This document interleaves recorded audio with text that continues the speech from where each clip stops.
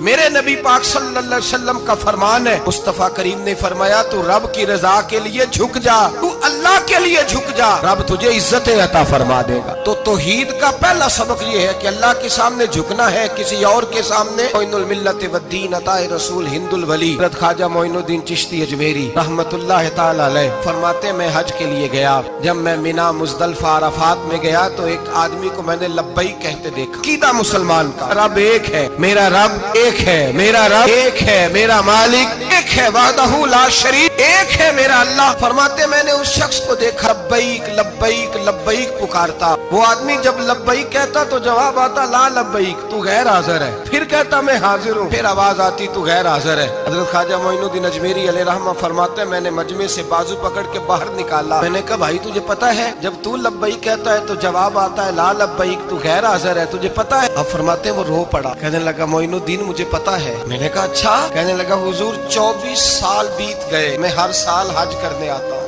یہ میرا 24واں حج ہے، اور ہر سال آ کے کہتا ہوں لبیک لبیک، میں مصطفیٰ کریم کا وسیلہ لیے حاضر ہوں، لبیک لبیک۔ یہ بے نیاز ہے، ہر سال مجھے کہتا ہے لا لبیک، تو غیر حاضر ہے، ہر سال کہتا ہے۔ خواجہ صاحب فرماتے ہیں اس کی بات سنی تو میرے وجود کے رونگٹے کھڑے ہو گئے۔ میں نے کہا پھر تو ہر سال آ جاتا ہے، ہر سال ہی آ جاتا ہے، 24 سال ہو گئے ہر سال۔ فرماتے اس نے توحید بیان کی تو میری چیخیں نکل گئیں، میدان عرفات میں کھڑے ہو کے اس نے توحید کا اعلان کیا تو میرا وجود تڑپنے لگا، آہیں اور سسکیاں نکلنے لگیں۔ کہنے لگا معین الدین ایک ہی تو رب ہے، یہاں نہ ہوں تو کہاں جاؤں، تو کوئی اور رب بتا دے میں وہاں چلا جاتا ہوں، اب ہے ہی ایک، نہیں اس کے دروازے پہ رکھے تب بھی ٹھیک ہے، نہ رکھے بھی اس کی بے نیازی ہے یہی، کہاں جاؤں، اس کے دروازے پہ جھکوں، یہی میرا مالک، یہی میرا خالق، یہی میرا رازق۔ خواجہ صاحب فرماتے میں وہاں کھڑا تھا، عاطف غیب سے آواز آئی معین الدین تو پیچھے ہٹ جا، یہ میرا اور میرے بندے کا معاملہ ہے، تو اس کے بیچ نہ آ،